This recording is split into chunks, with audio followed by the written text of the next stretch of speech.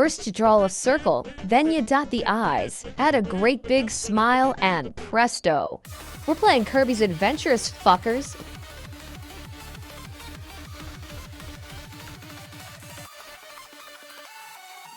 Oh, I have been waiting to jump on some Kirby. Let me tell you, brothers and sisters, this one is personal. Now, obviously, I love this cute little guy. Everyone does. He's been kicking ass and taking names since '92. However, we are skipping that one for a specific reason. Well, two actually. OG Kirby ain't pink. Like, can you imagine being white? No thank you. But more importantly, he didn't even get his copy ability till later on, which is not only the main gimmick the series is known for, but also the main reason we're even talking about the guy. See, in the fictional universe our comic is set in, characters get their powers from personalized cartridges. It's like having a bootleg Famicom cart you got from Russia directly inserted into your heart, and it gives you anime powers. It's a shonen fight comic, don't think too hard about it. Anyway, I was born with the cartridge known as Amazing Mirror, referencing the Game Boy Advance release. That's right, for all of you fans of anime power scaling, I stack up right next to fucking Kirby. My life is a joke, isn't it? I'm just being dramatic, cause it's actually a pretty damn good tier to be in. Realistically, he's probably on the same level as Goku. Pre-super, but he takes on planetary and solar level enemies all the time. And as far as actual martial arts skills are concerned, he's essentially the main character of Smash, can master everyone else's moves instantly. And to top it off, the guy's got a wicked backswing. Plus, if the little guy ever finds himself in a losing battle, he can just use that vacuum cleaner throat of his to give our opponents the suck, draining them of their powers before spitting it right back at them. Or you can swallow. Choice is yours, really. Either way, pretty fun way to power up. Trust me on that one. Like, oh no, I'm surrounded by muscular hotties. Only one way out of this, and it's probably gonna leave my jaw sore for a day or two. Not even being edgy, my transformations actually do involve bodily fluid. Can you guess which color in the comments below? Red, yellow, white, or a combination? Speaking of colors, segue, this game is bursting with them, and it is one of the biggest things that stands out immediately. Believe it or not, at the time this was considered a majorly impressive title that used a newer upgraded cartridge to show off what the NES was still capable of in the age of 16-bit. This console started off with one-screen arcade games that were barely a step above Atari, and ended up with a stylistic masterpiece, where every level just pops off the screen with constant dynamic palette choices that still look beautiful today. I ain't the technical person here at the channel, but if you know anything about how sprites had to be chopped up and compressed for NES games, then you know how insanely hard this shit right here was to pull off. Even more impressive is the insane amount of powers this guy had the first time they debuted the system.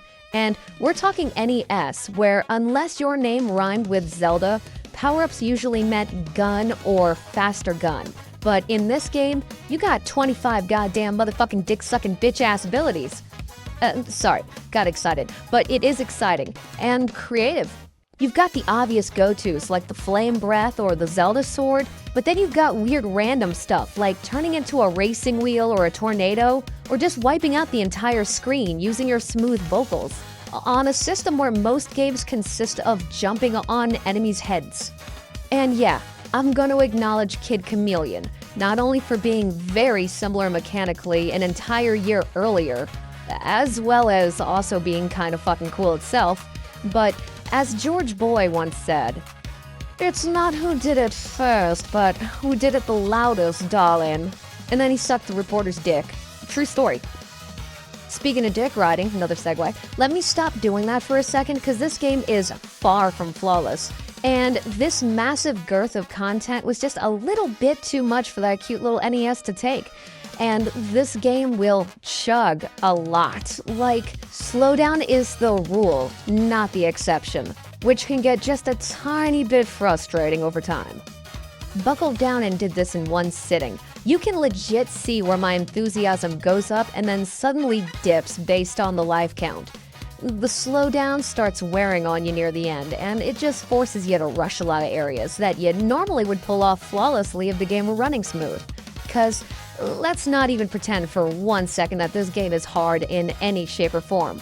That stuff did not start with epic yarn. And you know what? That's cool. This game is like a comfort food. Fun little kids game that nearly anyone should be able to beat, but it's still fun to speed run. Zero pressure. Maybe even a bit too easy for some people. Like, true story, I actually got my copy from someone who did not enjoy the game. Like I said, we didn't really have console stuff growing up, but a friend of mine from up the road had all kinds of cool toys, so anytime they wanted to do a sleepover was 100% showing up, because it meant I got to jump on that NES. And obviously they wanted to do all of the typical sleepover stuff, which mostly consists of learning how to make out, light as a feather, stiff as a board. So eventually I convinced her to let me borrow it, and she just let me have the thing. Did not care. And by that time, my dad had gotten one of those old Famiclone knockoffs passing through his shop and decided to give it to us since it wasn't really worth anything. It's kind of weird thinking about it now, cause modern day Nintendo products are expensive and this channel ain't making any money. For a sec, I started nabbing up all those throwaway amiibos at Five Below, but they only ever had the lane characters. Like, I've got every Animal Crossing one and Robbie the Robot, but no Kirby. Instead, had to go get those Chinese knockoff cards on eBay with the fake character art of Sonic and Corbo. Alright, so plot. Surprisingly, it's got one. It's kind of dumb and convoluted, but legit sits side by side with any Mario. And now I'm legit wondering why those two never team up that much. Focus. Dreams. The people no longer have them. And I don't mean they ain't got ambitions. I mean literally, no one is having dreams at night when they sleep, which was a big problem for me up until I realized it was from smoking way too much weed right before going to bed. You slow down on that, like, boom, problem solved immediately. Fuck, what were we talking about? Right, dream fountain, that's a thing. And when the dream wand is in the dream basin, the dream pressure gauge works, so the dream water flows through the dream pipe, allowing people to dream at night. But it's broken, and King Dududu is to blame. So Kirby gets there, and Dududu is just floating in the fountain, chilling, and tells Kirby to F off. So he does, setting out on a quest to get all of the pieces of the wand back from Dududu's henchmen. Now, pretty sure most of you know the plot twist. Dududu ain't really the villain and actually broke the wand in order to keep the Nightmare Moon Wizard guy sealed away. But that kind of begs the question of why he didn't just tell Kirby that in the first place. It's also kind of funny that Dududu is the de facto Bowser of the series.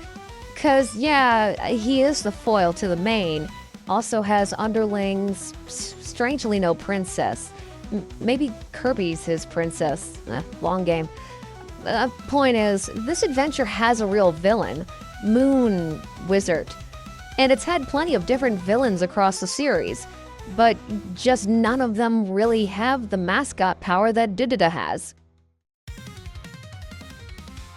Now don't y'all worry, I did not forget about Meta Knight. Cool guy, but he's more of a rival, maybe a palette swap.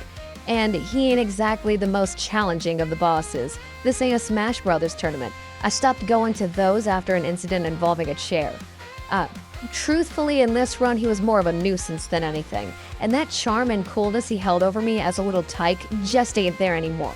And now he just comes off desperate and repulsive. Thing is, the run-ins with his goon squad are legit the worst moments in this game. Mostly because your abilities turn into liabilities, and for the most part only make the encounter harder. Pro tip, the second one of these scenarios starts up, immediately just ditch whatever ability you have, and start swallowing bitches. It's a lot of work, but you just gotta suck everyone in the room if you really want to get it over with faster. Now, Moon Wizard, he's kinda lame as a character. As a final boss, he's pretty fucking great, just terrible design, super forgettable. The chase sequence into space is pretty cool, especially with the insist from dur dur dur. Thing turns into a shoot 'em up, which I usually suck at, but this game was made for toddlers, which means easy enough. Although, I did kinda accidentally figure out how to cheese him in his final form, which is more a statement about playing a game you loved as a child now with the knowledge of an adult, cause kid me never knew how easy this boss was to cheat. You just stick to the ground and stay behind the guy. He can't even hit you, and when you got an opening, jump. That's literally it. Keep smacking him and eventually we'll send him back to the Shadow Realm before pulling up a chunk of the moon just for fun. Cause Kirby be gangster like that. Kirby. Fuck, I need to go sit down.